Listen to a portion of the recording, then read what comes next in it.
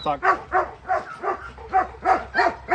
All right, so we're out here with Zeus. Show Zeus. Hi, Zeus. Oh, God. So we're just recording this quick little video so you can see what we're kind of working with and how he's doing. I'm just in here just doing some regular stuff. We got to clean up poop. We have to fill waters up. I'm going to have to scrub those out and get any kind of like dirt that's inside them out. I'm, you can see, wearing bike gloves. He does okay with our kennel tech, Jaden. He does pretty good with him, but he's still kind of wary. He just snapped at my hand. So what we're trying to do is treat him like a normal dog, just interact with him normally, but he's very big, right? He's very large, and Cane Corsos have the second strongest bite force in the world, next to Kangles, something like 760 psi, or close enough. It's over 700 psi, which could snap my arm in half, right? So if he decided to go full force, which I don't think that he will, he could cause serious problems for us. So this is a serious behavioral modification case. Originally, when I think the evaluation was done a few months ago, he hadn't shown all of the behaviors he shows now, but he's a full-grown Cane Corso. He's not, you know, like 6 months old or a year old. I mean, he's a full-grown dog, right? So he's feeling his oats. He means business. So when we first took him out of the crate the day that he came, he wouldn't let us get him out of the crate.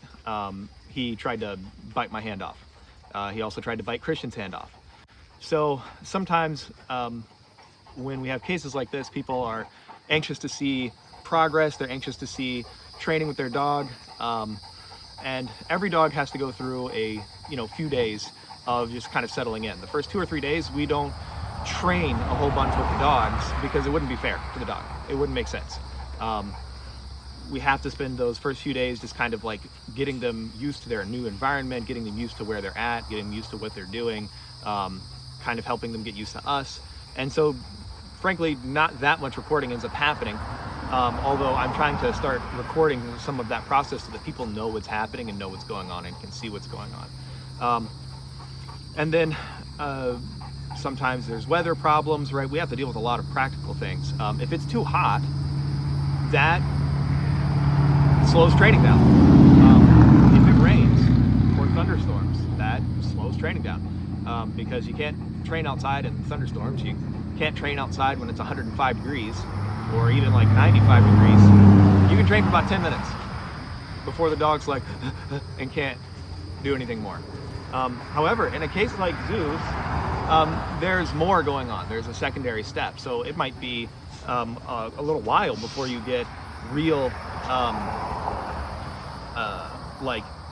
real training happening.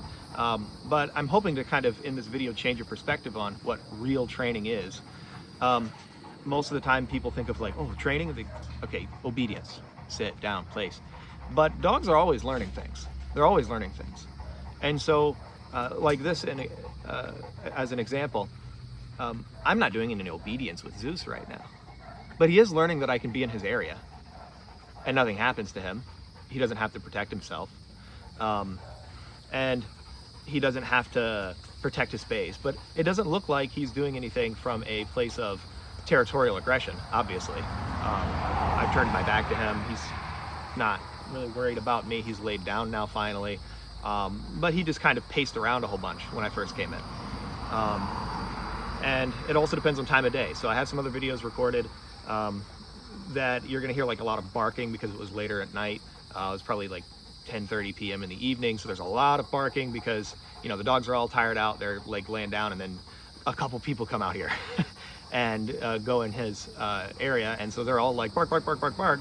What's going on? Who are these people? Why are they out here? Because it's nighttime, it's dark, right? And there's like a light shining, so there's gonna be a lot of barking. It's not like that all day. It's more like this all day. They're just kind of chilling. There's not a ton of barking going on. Maybe when people first walk out here, but that's normal for dogs, right? Especially when there's other dogs. One dog starts barking, other dogs start barking, right? But with Zeus, like just now, I wish I had already had him out here, but I just like kind of reached my hand out, and you saw like when I stood up, he stood up, right? He's like, what's going on, right? So he's still a little bit wary, and he's like looking at me like, what's up? But when I reached my hand out, he kind of was like this. And, you know, I'm doing it very neutrally like this. And then when I did it again, he kind of snapped at me. I heard his teeth clack together, right? So he doesn't seem to have like this bully intent where he wants to like come at me, right? Otherwise I'd be wearing a full bite suit, to be frank.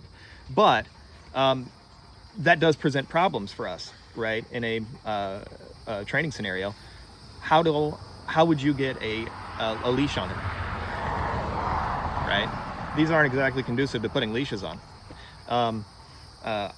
How would you get a slip lead around his neck? You'll see in the videos like me just trying to put a slip lead on him, and he bites at the slip lead, and then he grabbed the slip lead and just yanked at it and wouldn't let go of it. I had to drop it and wait, right? How would you put an e-collar on him? You know, a leash is hard enough trying to just put a leash on if he's trying to snap at your hands, much less an e-collar. So in this kind of scenario, you have to work up to it, and you got to just spend some time with him, getting him used to you first, so that he can start to trust you enough to do something with you, right?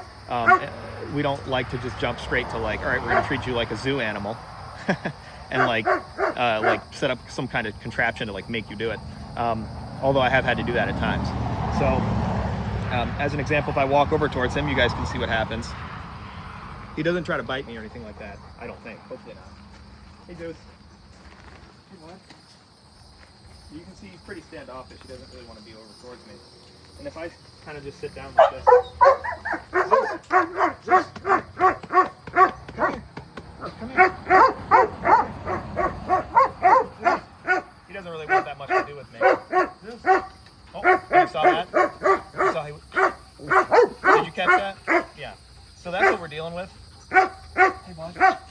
And you saw how he kind of like paused his head like that, like you know, he was getting ready to have a problem, right? So we have to be careful with these kinds of cases because, frankly, even with these gloves on, getting a bit hard by a dog like this, who the last thing that I saw him bite, which I also got a video of this, was a sleeve that was I was holding originally on my arm and then had it like a pillow. He wouldn't let go of it. He would not let go of it, right? And that could just as well be my hand with these on.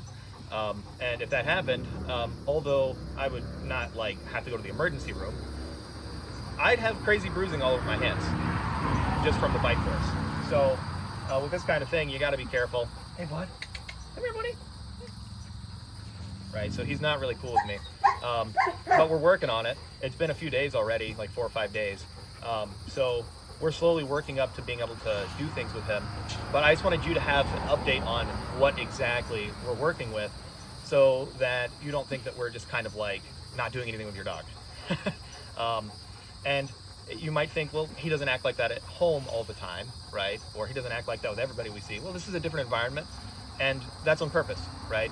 We need to have him in an environment where he needs to reset, where he needs to think something new, try something new with new people, and that might take a little while, right? So please be patient with us.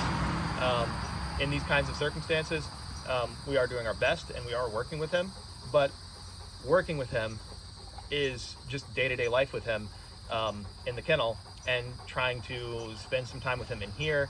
And we'll be recording more footage like that, where we're just spending time with him in here, getting him used to us being around, and building some trust where he starts to let us touch him and pet him and do things with him.